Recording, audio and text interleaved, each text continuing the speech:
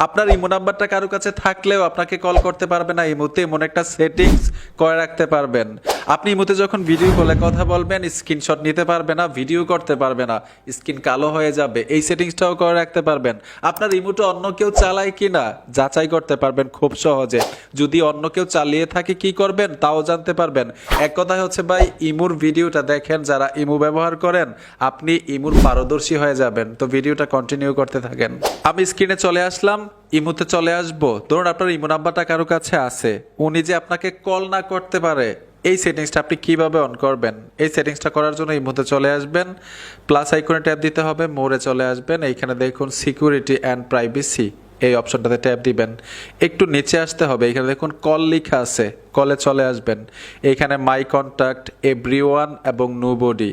আপনি যদি এভরিওয়ানে দিয়ে রাখেন সবাই আপনাকে কল করতে পারবে, মানে আপনার কন্ট্যাক্ট নাম্বারটা আমার কাছে আছে, আমি ইমোতে আপনাকে কল করতে পারবো।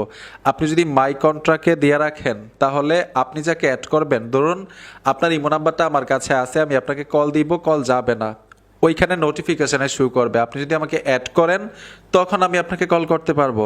আর যদি নোবডিতে দিয়ে রাখেন কেউ আপনাকে কল করতে পারবে না। এর জন্য মাই কন্ট্যাক্টকে দিয়ে রাখবেন। মাই কন্ট্যাক্টকে দেওয়ার মানে হচ্ছে আপনি যদি ওনাকে অ্যাড করেন তখন আপনাকে কল করতে পারবে, কল দেওয়ার পারমিশন পাবে। আমি যে বলছিলাম ইমোতে ভিডিও কলে কথা বললে আপনার স্ক্রিনশট নিতে পারবে না অথবা ভিডিও করতে পারবে না, স্ক্রিন কালো হয়ে যাবে, এই নিরাপত্তাটা কিন্তু অবশ্যই ইমোতে দিবেন।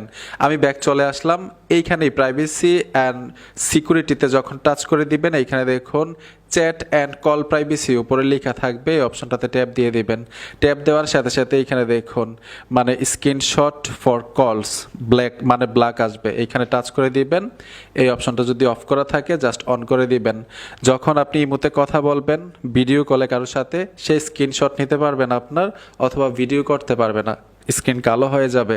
এর জন্য অবশ্যই এই সেটিংসটা করে রাখবেন। এখন আপনার ইমোটা অন্য কেউ চালায় কিনা এটা কিভাবে যাচাই করবেন, অন্য ডিভাইসে চলে কিনা? ইমোতে চলে আসবেন, প্লাস আইকনে ট্যাপ দিতে হবে, মোড়ে চলে আসবেন, এইখান থেকে প্রাইভেসি অ্যান্ড সিকিউরিটি অপশনটাতে টাচ করতে হবে। ট্যাপ দেওয়ার সাথে সাথেই নিচে চলে আসবেন, এইখানে লেখা থাকবে ম্যানেজ ডিভাইস, এই ম্যানেজ ডিভাইসে টাচ করে দিবেন। এইখানে এসে দেখবেন যে ডিভাইস কয়টা আছে, এইখানে শুধু একটা দেখাচ্ছে, মানে আপনার মোবাইলেই চলতেছে। নিচে যদি এরকম আরও ডিভাইস দেখায় তাহলে বুঝতে হবে আপনার ইমোটা অন্য কেউ চালাচ্ছে। আর এইখানে মাল্টি ডিভাইস অপশনটা অন করে রাখবেন, যদি ডিভাইস থাকে লগ আউট করে দিবেন, আপনার ইমোটা নিরাপদে থাকবে। আর এই অপশনটা যদি অন থাকে একাধিক ডিভাইসে আর লগ ইন করতে পারবে না। ঠিক আছে, অবশ্যই এই অপশনটা অন করে আপনার ইমোটা ব্যবহার করবেন।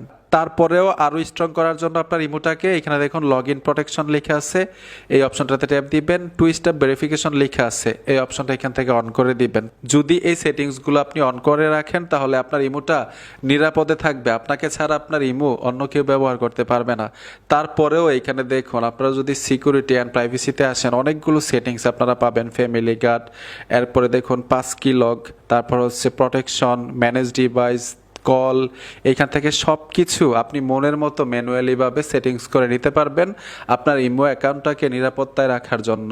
বন্ধুরা আশা করি বুঝতে পেরেছেন ইমোটাকে কিভাবে নিরাপদে রাখবেন। ভিডিওটা দেখে যদি উপকার হয়ে থাকে অবশ্যই সাথে থাকবেন। দেখা হবে নতুন ভিডিওতে। আল্লাহ হাফেজ।